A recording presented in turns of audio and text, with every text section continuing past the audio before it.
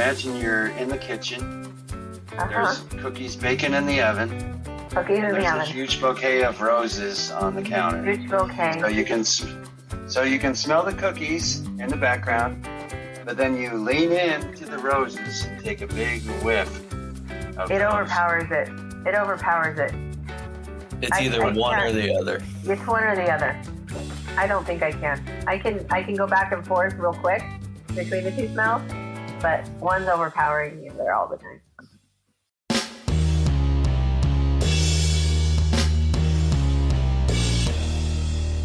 Join the Discovering Your Mind Facebook group and enjoy discussions, ask questions, and participate in the podcast in fun and unique ways.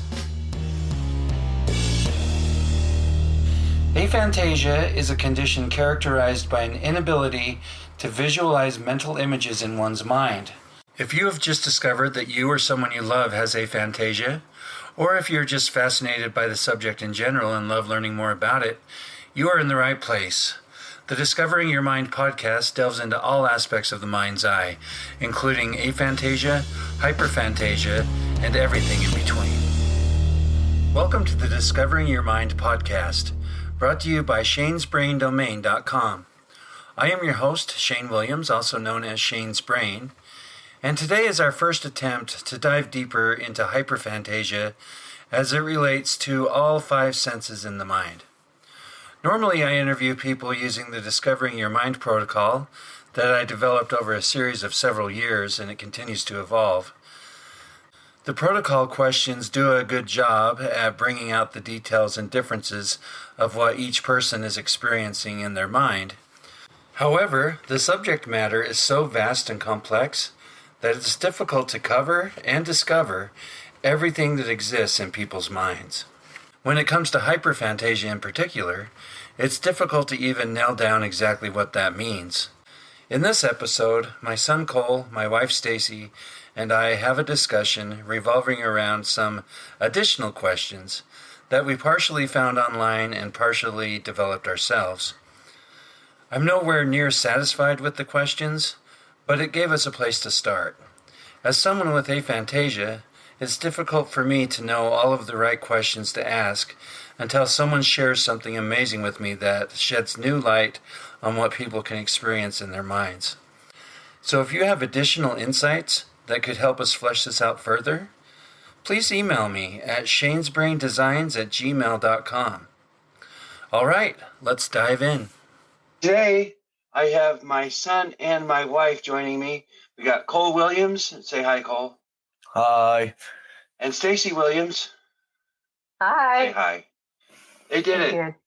And today we're here and we're just going to have a discussion, the three of us, about hyperphantasia and beyond. All right, so we'll see what happens, see where it goes. So the first thing I'm going to do is I'm just going to read a definition for hyperphantasia, and we'll go from there.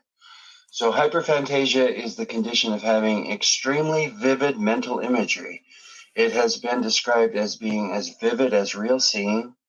Hyperphantasia is the ability to explore within one's mind and imagination, but at extreme levels.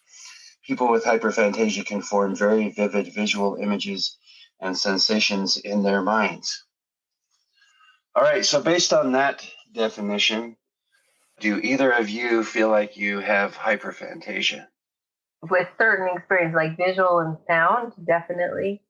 Maybe not hyperphantasia with some of my other senses. What about you, Cole? I am not there with visuals. What about the other senses? Let's talk about them real quick, okay? So each of you answer individually here. So let's rate them on a scale from 1 to 10. So your imagination versus reality. So on visual, what are you from 1 to 10? Me? I'm a 9. It could be a 10, but I know the difference between my imagination and reality, so I would give it a 9. Okay. Say somewhere between 5 and 7. Okay. Now let's move to sound. Again, on a scale from 1 to 10, how close is it to reality? I would say an 8 to 9. This one's higher up for me. I'd say like an 8 or a 9. Really? Okay. All right. What's next? Smell? Smell for me is more like a 6 or 7. See, this one's really bad for me. It's like a 3. Okay. What about taste? Mine's also about a 6 or a 7 with taste. They're about the same. Probably a 5. All right. What about touch? For touch, I go down to most likely like a 4. This is almost a perfect 10 for me. It's almost lifelike. Awesome. That is cool. All right. So it sounds like we're definitely hitting on some hyperphantasia with these senses. So normally we go through what I call the Discovering Your Mind protocol. But today I've got some different questions that go into some more detail so we can really key in, hopefully, on some of your hyperphantasia elements and hopefully discover some new things today. So let's start with the visual. Okay, imagine an orange on a plate. Are there variations in color of the orange? I can see the differences in, like, you know how most oranges have like dimples in their skin and stuff like that. I can see the dimples in the peel. Like if you cut into it, the difference between the orange of the peel first, and then the white of the inner peel, and then the different color of orange of the actual pulp or whatever you want to call it. So yeah, it's very, very vivid, detailed. Okay. What about you, Cole? Well, I didn't create that at first. If I give it some effort, I can do that. And it was shaded. Like there was like some lighter parts and some darker parts, but that's about it. Are there any unripe areas or tonal variations? No. Well, there can be now. You suggest it and it happens. So I'll see that as you suggest, like, okay, so now there's a light, like there's a green area over here on this side of the orange or whatever, and but over here it's still orange, or it's a lighter orange now, actually, because it's not as ripe as I thought it was.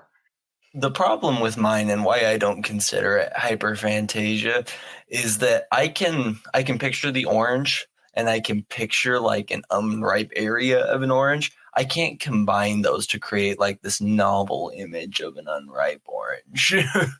Like, I don't know. It's hard for me.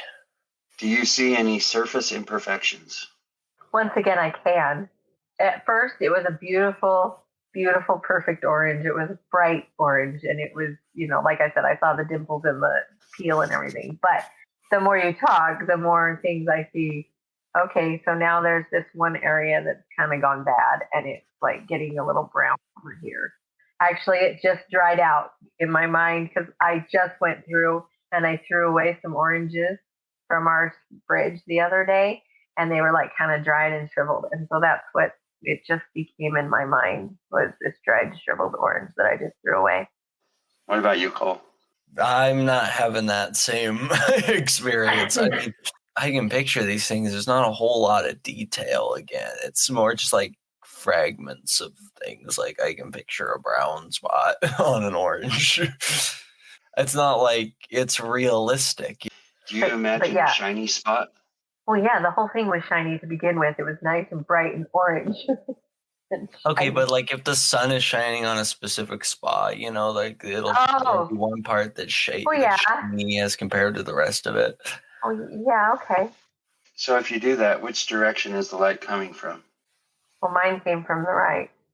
Mine's coming from head on. Can you zoom in on the orange or zoom out? Yes. Yeah. Can you zoom into the orange and travel through its skin? Yeah. Yes and no. Okay, explain yourselves. You want to go first, Cole? Well, I'm trying to figure out what the sensation I'm having is, because all I picture is like go into the orange. Okay, everything's orange and stringy now. Like I don't know what it means to travel through an orange. Like my mind can create like abstract things, like things that are made up or that I haven't experienced. but I at least have to have like some sort of frame of reference for it, usually. The only frame of reference I have for this is orange and stringy, so that's all I get in my brain. Mine kind of went through like, those science videos when they take you into the human body or whatever, and it gets dark for a second, and then all of a sudden you can see like all the different things. That's what happened in my head. Is it got dark as I went like right up close to the orange and into it, but then I saw like the inner peel, how it's whiter and more fibrous and stuff, and then I saw, the orange pulpy, juicy pulp and all that stuff, and then I encountered a seed, and then I got to the middle part, that part that's like that white stringy thing, and so I've just been encountering all these different little bits of the orange.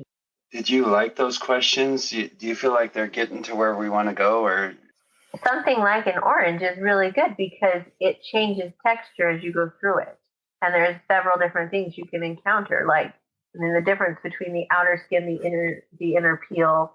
There's lots of different textures and different things inside of it. All right, let's move on to auditory. You both scored pretty high on that, right? You both said 8 or 9? Yeah. Yeah. So I want you to pick a song that you know well that involves multiple instruments as well as vocals. Okay, got it. Multiple instruments. You got me there, bud. I'm trying to think. The one thing I think that we'll run into with these questions is just, again, how everyone's unique. Yeah. Because these are really focused on music, and just knowing you, Stacey, that music isn't always like the thing that you connect with as deep as like Cole and I do. I'm just going to do a child song. Okay, I got it. Can you hear all of the instruments or just some of them? All of them. Like individually? Probably not. But I never pay attention to that when I'm listening to music anyway. I can hear each individual thing. For reference, the song I'm thinking of is the guitar, They Might Be Giants. And I can hear each individual, the horns and the guitar and each individual thing going on. I mean, I can tell the difference between, say, the piano and the guitar and the accordion or whatever, if they're very different. But I couldn't tell you, like if I were listening to a symphony, I couldn't tell you which stringed instrument was making a certain sound. Could you do that, Cole? A little bit, as long as I have some experience with that stringed instrument. Because, I don't have a lot of experience playing instruments, so I'm not going to be able to understand, every nuance of, is this a violin or a viola or a cello? I'm not necessarily going to be able to do that. But if multiple instruments are playing at the same time, I can pick out, what sound is coming from what instrument. And I can't do that. Can you hear the vocals? Oh, yeah. Yes. Can you hear tonal changes as the melody plays out? Yeah. Yeah. Can you change the tempo by speeding it up and slowing it down? Yeah. Yes. As a matter of fact, you know how some people tell you that to get a song out of your head, you just have to finish it? So I'll try to hurry through the song, and it still doesn't work. It never works. I never can get a song out of my head that way. But any comments on that, Cole?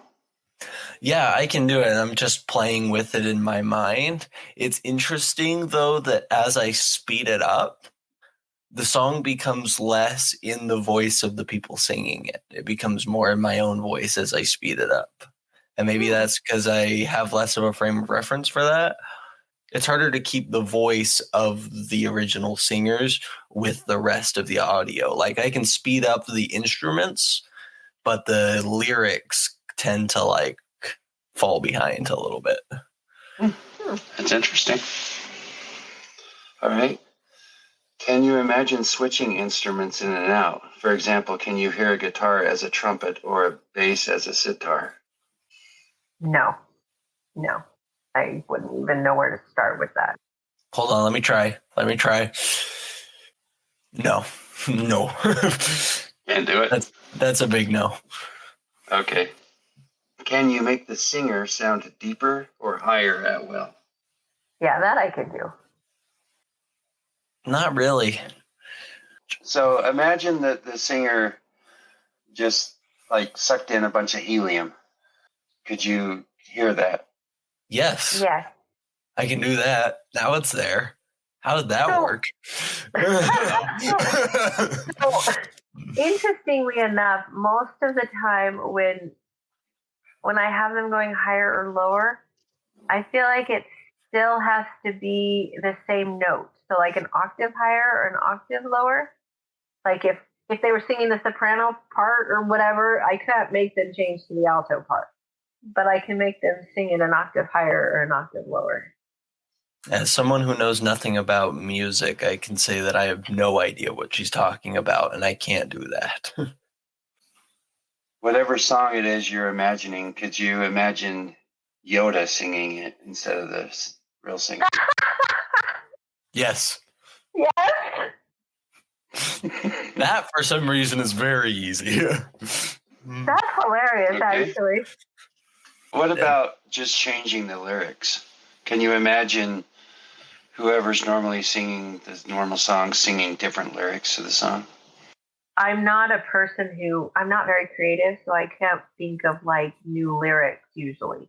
Like you come up with new lyrics to songs all the time. Yeah, I don't do that.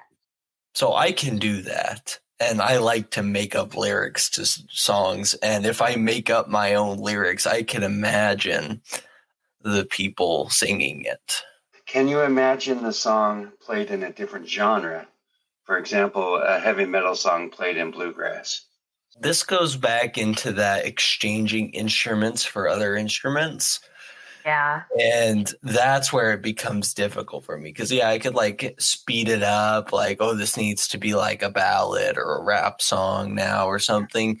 But I can't exchange the instruments. Like, I can't exchange an acoustic guitar for like a heavy metal guitar or an accordion or something different. Right. All right, that's everything with the auditory. Okay, I didn't do as well on that one as I thought I would. But you're right with the whole music thing, because I wonder if there's other things it's not going to touch on, like how realistic sounds are to people. Yeah, I noticed that a lot of those questions focused on the manipulation of audio. Yeah. And not just the experience of it, which perhaps some people that are very hyperphantasia in auditory could do some of that stuff. I can't manipulate sound as well as I can manipulate visual. I think that's a cool thing to realize, though, and understand, right? Mm-hmm. Yeah. So maybe, I mean, I gave myself a 9. Maybe it's like a 7, 8 instead of a 9. Right. And again, it's all subjective, because to you, a 9 means, oh, sounds are very real, intense part of my, yeah. But then you go into some of these type of details of manipulating sound, and then it drops a little. See, well, and this is interesting because, like, if you were to talk about animals, I can imagine a horse making a sound like a sheep, or vice versa. You know, things like that. So I can manipulate it that way. Music is hard for me. All right, let's move on to smell. Remind me of what you said. I'm about a 7. I'm a 3. So imagine a chocolate chip cookie in your mind. Try to smell it. Can you take that smell and change it to something else? Can you make it smell like bacon or coffee? Not if I'm picturing a chocolate chip cookie. Yeah, that's what I mean. Don't I mean, picture bacon or coffee. Keep picturing a chocolate chip cookie, but can you change the smell? No. Maybe. As soon as I try to change the smell at all, it gets completely lost. I have to focus very hard to even get a hint of smell. The problem is my visual changes. If I start trying to smell bacon, my visual changes to bacon. I can't separate the two. I can't picture one thing and smell another. Can you imagine 2 different smells at once, such as roses at the same time as baking cookies? No. Once again, I immediately lose all the smells once I try to change it at all. I can, but it rotates. It's not like I'm smelling them at the same time. Like over here, I'm smelling bacon or cookies, and over here, I'm smelling roses. I'm rotating between them, and which is natural actually, because sometimes like one will overpower the other, even when you're doing those things. Like I'll be like, okay, I smell these flowers, but now the cookies are baking, and I smell them more, and so it rotates. And your visualization rotates along with it. That one, not as much, because when you're baking cookies, you don't see them. So, like, if I can think of it being in the oven and smell it, I can smell that. And so I can kind of see the flowers and smell the cookies, I guess. If I think about it that way, that it's cooking behind me, then yes, I can do that. Like, I just have to think, okay, it's cooking back there. I can smell it. I don't have to be looking at it. Because for me, honestly, I don't smell flowers unless I'm fairly close to them. But you know what I mean? Like, if I just have a vase of roses I have to be fairly close to it to smell it. All right, so try this out, okay? Imagine you're in the kitchen. There's cookies baking in the oven. Cookies in the oven. There's a huge bouquet of roses on the counter. Huge bouquet. So you can smell the cookies in the background, but then you lean in to the roses and take a big whiff of it overpowers it. It overpowers it. It's either one or the other. It's one or the other. I don't think I can. I can go back and forth real quick between the two smells, but one's overpowering the other all the time. Okay. All right, that's all I have for smell. All right. Imagine eating a ripe cantaloupe. Can you taste it in your mind? Yes. Yes. Now imagine eating an unripe cantaloupe. Does it taste different? Yes. No. Okay. Interesting. Expand on those answers if you can. I just got a really gross taste in my mouth. The last time I had an unripe cantaloupe, it was just this really, like, almost like dirt flavored. Like, you could still taste the soil as part of it, and it was gross. And that's what I just tasted. Okay. What about you, Cole? You said no. Well, let me start by saying the initial cantaloupe flavor was faint. I was able to get it, but it was faint. When you asked to make it unripe, my mind immediately went through the sensory part of it, like feeling. It's like I know what it feels like, and I could feel that clearly, but the taste didn't really change. Remind me again on the scale of 1 to 10 where you are with taste. I said 5, but it might be a little lower. It might be 4. I'm not sure. What about you, Stacey? 7-ish. I think between smell and taste, I'm slightly more with taste than I am with smell. So maybe a 6 or 7 with smell and a 7 or 8 with taste. Somewhere in there. Imagine eating a ripe cantaloupe again. Can you imagine changing its taste by adding salt and pepper? Yeah. Kind of. I can taste the salt more than I can the cantaloupe now. It's like, it's not really like those flavors are like melding very well. Imagine eating Mike and Ike's and tasting each one. Can you taste each one distinctly? If I remember what they taste like, yes. Can you imagine tasting 2 different flavors at the same time, like a banana and chocolate? Yes. No. Okay, expand on your answers if you can. Well, for me, I will say I can't really do that. Even with well-known flavors that mix together, I cannot imagine how they combine in my brain. It's either one or the other. You're just asking me, like, eat a banana in your mind and then eat chocolate in your mind and notice how they combine. No, can't do that. Well, I mean, I taste 2 things at the same time all the time. I mean, a banana and chocolate, that's like a normal flavor combination. Now, were you to ask me to do like ketchup and ice cream? Probably not, because I don't want to put those 2 together. Let me think about it. Well, can you try it? Hold on. Yeah, try it. I'm Try gonna doing the ketchup and the ice cream thing. Okay. So I put those two together, and my brain automatically went, yuck. I mean, I don't know if I'm actually combining them or if I'm just assuming that that's going to be gross, because I know what ice cream tastes like and I know what ketchup tastes like.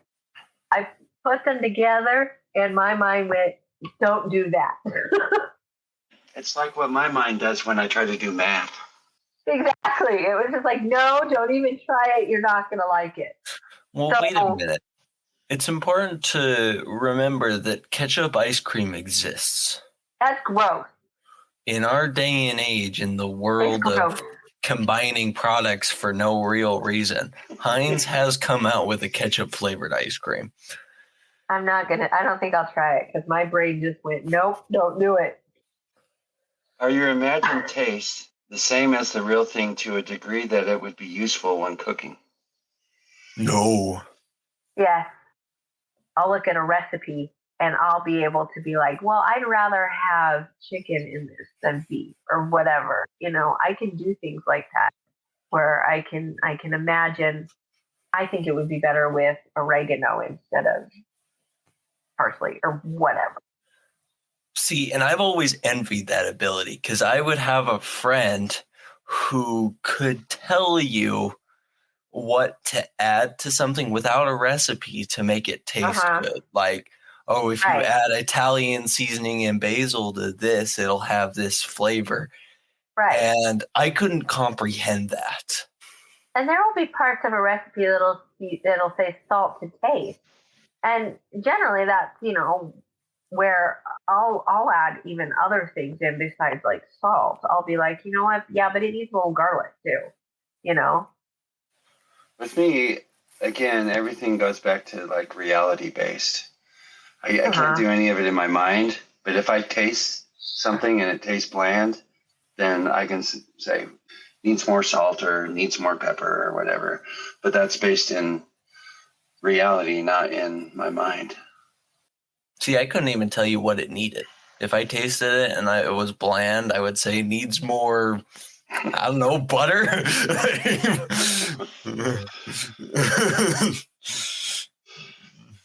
All right, that's everything with taste. "You're a wonderful dancer," she said with a smile, as I shimmied and shuffled and boogied with style. "Thank you," I stammered. "I appreciate that, but I just need to know where the bathroom is at." All Mixed Up, a motley horde of funny poems, is available on shanesbraindomain.com and Amazon. All right, we're going to do touch. Imagine yourself typing on a keyboard. Can you feel the space in between the keys? Yes. Yeah. Can you feel the pressure and weight of each key as you press down on it? Yeah, super vividly. It's not as strong for me as that. It's not as clear as my other senses. Okay. And Cole, I believe you said you're almost a 10 with touch in your mind. So describe what you're experiencing. I'm experiencing exactly what it would feel like to put your fingers on the keyboard and type. Like I can, and maybe even beyond, like if you're really noticing each key, because sometimes when you're just typing normally, you know, you're not paying attention to the feeling of everything. But when I'm doing it in my mind, like say I'm typing out my name on an imaginary keyboard, I can feel each key press down, like the weight of each key. I can feel the texture of the keyboard, the spaces. I can feel the resistance of each key. It's not even just the sense that I'm experiencing. It's almost sensory pleasure that I'm also getting from it. It's stimulating my brain. It feels good. Okay. Can you feel the temperature of each key? Yes. Try and describe that, Cole, because I don't even know if I can experience that even in real life, really. Well, it depends on my current body state, really. I mean, I can change the temperature if I want to, but normally when I'm imagining temperature, it's all based on my current body state. Like if I'm like kind of hot and sweaty and I imagined it, the keys kind of just have this like, I don't know, just like this muggy feel to them. Like my fingers feel kind of like warm and muggy. The keys kind of feel hot and sticky. And there's just like a little bit of a temperature associated with it. It's not like it's like I'm touching the keys and they're like, ow, hot, hot, hot, burning hot. But it's just like I can feel the warmth of the air around them. Oh, wow. That's interesting. That's pretty amazing. Nothing like that for you, Stacey? No. I mean, I don't know that I notice a difference in temperature of my keyboard on a normal day, just touching it. So, Right. no. So would you say that what you're experiencing in your mind regarding these kind of things, the touch, is even stronger than real life in some instances? Almost. It's almost better than real life because, like I said, I get like that sensory pleasure from it, and I can create experiences that I wouldn't normally notice in real life. Okay. Very like cool. You sit in a chair in real life and, you're doing other things. You just, doing that. But when you like really get into your head about it and you notice like all the specifics of like the wood against your back and the pressure and the gravity of it and the texture and the temperature and everything, it's stimulating and it's almost relaxing. And I can do that with sound, but I can't do that with touch.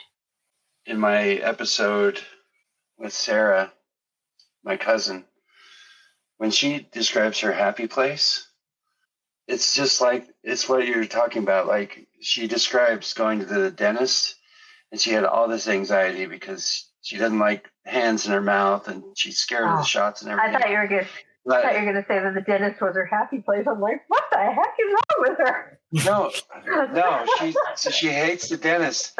So she's like, I need to go to my happy place. And she describes this happy place. But then she said, and I realized that it had completely taken me out of my reality. They had done all this stuff. They'd put their hands in their mouth. They pricked me with the needle. They did all the stuff I was scared of. And I was unaware of all of it because she had completely taken herself out of. So, I mean, what you're describing, Cole, with the touch, that sounds similar. What you're describing, Stacey, with the sound, that sounds similar. And what she does visually, like you each have a different experience with a different sense, but you're having similar experiences where it's almost exceeding reality. Mm-hmm. And I can create sensory experiences so powerful that I'm no longer feeling what I'm actually feeling. I've never tried it at the dentist. I'm going to have to try it at the dentist because I also hate the dentist. And so I'm going to have to try it sometime and see if I can take myself out of it. Because I don't know if I've ever really tried it. I tense up so much at the dentist. And I wonder if I can stop doing that. Yeah. But I haven't really tried. I haven't never gone to my happy place at the dentist because I just figure I have to suffer through it. All right, imagine you're typing on your keyboard again. Okay. And suddenly it turns furry. Can you feel that? Yes. Yes. Okay, describe it. Furry for me, at first it's soft, but then if you rub the wrong way, isn't as soft, And so as I was going, it becomes rougher, right? And so I was like, I felt it, and I wasn't typing, but I stroked the keyboard and it was all soft, and then I stroked it back the other way, and the fur, went the opposite way, and it was like a rough, like the fur wasn't lying down, so it wasn't as smooth anymore. Don't you like how it feels in between the keys, though? The fur in between the keys. Oh, I didn't have fur in between the keys. My first instinct is like I feel each individual like hair of the fur like kind of like pricking against my fingers, and then I like place a finger like right in the crack between a few different keys, and I can just feel all this fur like nestle against my finger, and it's soft and it's relaxing, and I can just feel each individual piece of fur like I'm not getting that against my skin. And I'm not getting that detail. it almost gives me a rush of excitement. It's like, oh, that feels so good. Yeah, I don't get that level of detail. It's just I can feel a furry, like I'm petting a dog, and I go the opposite way. And Okay, your keyboard is back to normal. You're typing on your keyboard, and suddenly it's made of Jell-O. Can you feel that? Yes. yeah, it just got really sticky and goopy. Yeah, and it's fun with that one because it is like regular Jell-O where I can give it that property where if you press too hard, my finger can actually go through it. Right. You know? And so at that point, I can almost break the keyboard. Right. I was thinking, I thought about that. When you said you could go through it, all of a sudden there's just this mess of Jell-O pieces all over my keyboard, but I can't actually press the keys because they just bend. I can still press the keys. I can't. They bend and break. Before I get enough pressure on it to actually make a letter on my screen, it bends and... Can you not decide how much pressure you are applying or how much pressure it takes? For me, there's like a threshold in the membrane. Like I can press it down just enough where like it types something on the keyboard, but then if I press too hard, my finger goes through. That's like there's a pressure threshold that I can... And I can't explain what that threshold is, but I can feel it in my mind. I can feel right where that threshold is where like, oh, my finger just broke through. Like, yeah, I don't get that. The interviewer in me wants to ask, can you taste the keyboard? Yes. I can smell it too. I mean, if I really wanted to, If you want me to start licking the keyboard, that's what we're feeling. If you want to go even further, I can still feel the spaces between the keys on my tongue. Now that's interesting. Wow. In your mind, Cole, you can touch with your tongue better than you can taste with your tongue? Yeah. Oh, okay. All right, when you imagine a kiss, do you feel the pressure of two lips meeting and how hard or soft it is? Yes. Not really. It's more visual for me. Well, for me, a kiss is a full sensory experience. I mean, I can feel everything. And I can feel like, how hard the lips are pressing together. And I can feel like the, I guess, dryness or softness of the lips. And I can feel, the texture and the moisture and even beyond that, because a kiss is a very emotional experience too. So I can also experience those emotions that go with it. Can you experience anything else, such as the other person's breath or arms? Yes. I think their arms for me more than anything else. But even that, it's pretty vague.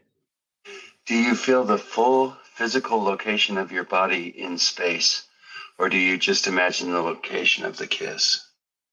I can do either. I don't know exactly what you mean by that. Okay, well, I know what it means. Imagine you're kissing a loved one. Are you just imagining like your face and lips? Is that all you can feel?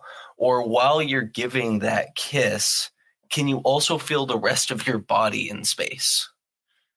Yeah, it's just whatever parts are involved in the kiss, hug, whatever I'm doing. Can you feel how heavy your body is? Yes. No.